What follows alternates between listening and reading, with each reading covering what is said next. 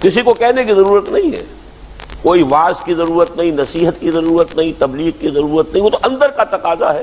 پیٹ کھانے کو مانگتا ہے تو وہ مٹی ڈھوئے گا یا اینٹیں ڈھوئے گا، کسی چلائے گا، کچھ کرے گا، اس لیے کہ اس کا تقاضا اندر سے ہے۔ کسی پریشان نہیں دھر سکتا، وہ تو اس کا اپنا تقاضا ہے۔ ایک جنسی تقاضا ہے، شادی کرے گا، ہر شخص کرے گا، کچے دھاگے سے بندھے سب کرتے چلے جا رہے، حالانکہ پتہ ہے ایک پیٹ کو پالنا کہاں اور کہاں ایک خاندان کا بوجھ اٹھانا۔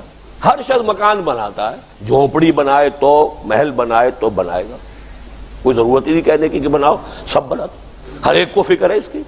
یہ 3 تقاضے میں نے گنوا دیے جس کے اندر سے ابھرنے والے تقاضے ہیں ہر شخص۔ اب آپ جائزہ لیجئے اپنی بدقسمتی سے، شاید ہم تو سب کے سب الا ماشاءاللہ 100% ساری انرجی انہی 3 کاموں پہ لگا رہے ہیں نا۔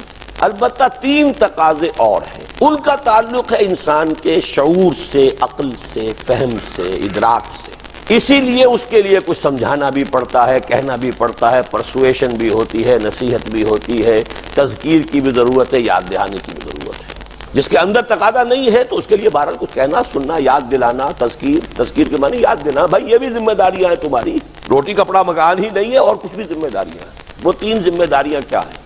میں اس کو چونکہ جنرلائز کر رہا ہوں ایک بنیادی فلسفے کی حیثیت سے۔ سب سے پہلے یہ کہ آپ کسی ملک میں رہتے ہیں، وہ آپ کا وطن ہے، اس کی عزت آپ کی عزت ہے، اس کی ذلت آپ کی ذلت ہے۔